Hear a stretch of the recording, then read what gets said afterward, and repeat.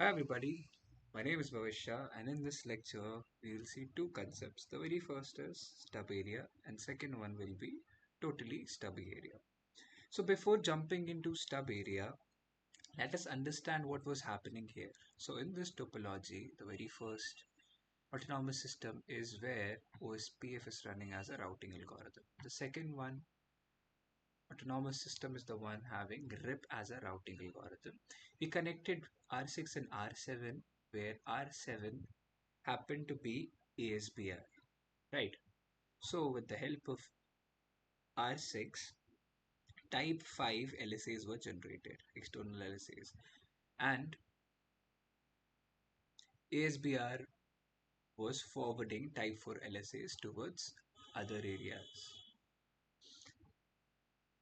And R2 was propagating type 4, type 4 LSA by its own router ID to area 1. So R1 was having the information about these external LSAs, right? Yeah. Now, what we'll do is to this area, who's giving information to this area about all the external LSAs? R2, who is ABR here, right? Now, what we will do is we will call this area, area 1, stub area.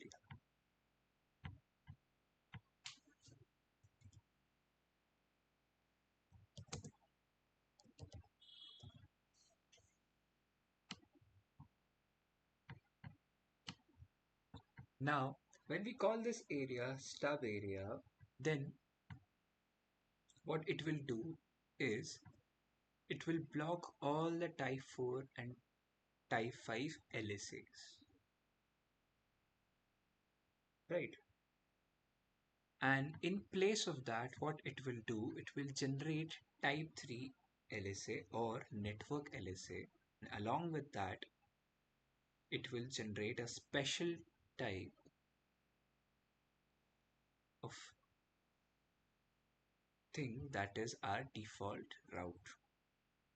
Now let's understand how it will happen. As what was happening before stub area, that R1 was having information about, let's suppose, 10 network and 67 network. It was having the next hop, this particular, and after this particular. And it was learning it with the help of type 5 LSA. Now, as we called it stub area, and all the type 5 LSA is prohibited now, and instead of that, we are providing the corresponding default route for it. Now, what is happening to reach 67 or 10 network? It is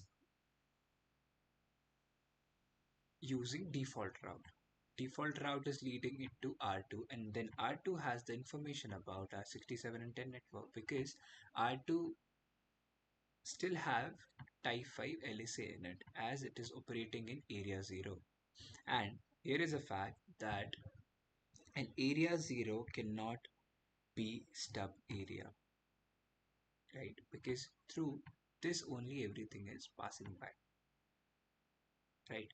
And also there is another fact that an area having an ASBR cannot be stub area, right?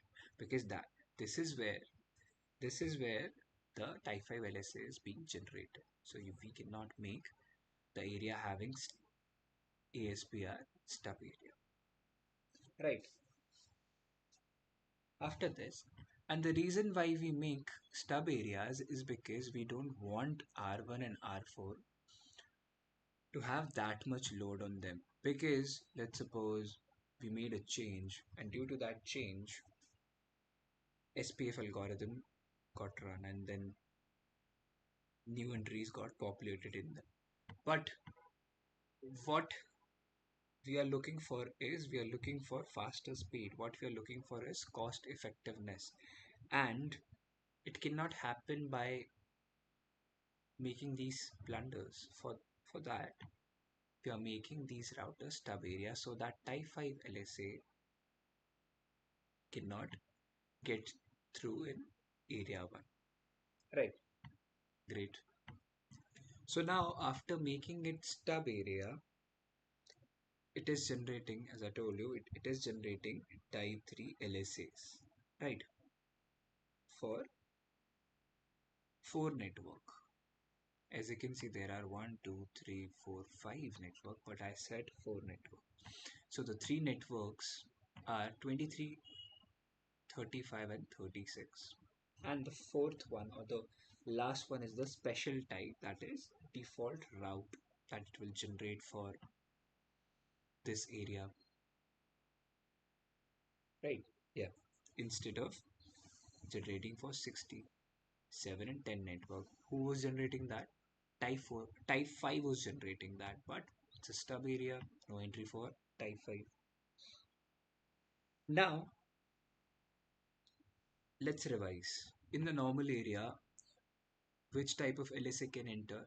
Type 1 can enter, type 2 can enter, type 3 can enter, type 4 can enter, type 5 can enter. In stub area, who can enter? Type 1, type 2 and type 3. Type 3, there are two types in them.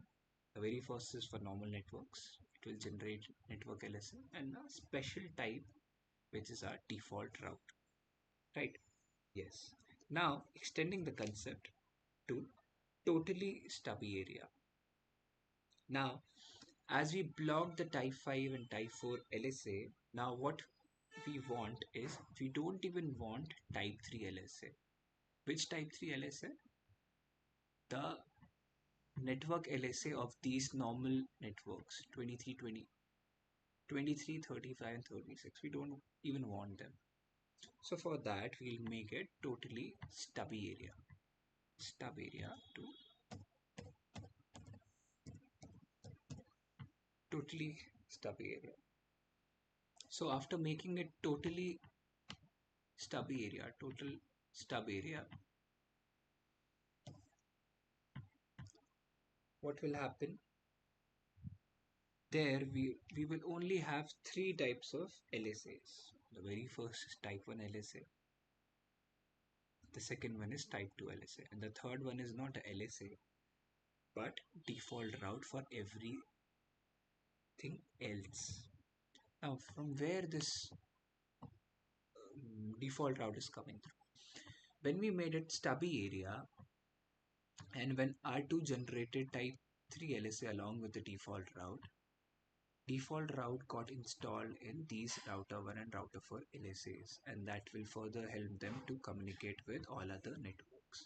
So in totally stubby area, we will have type 1, type 2 LSA, and along with them we will have default route along with us.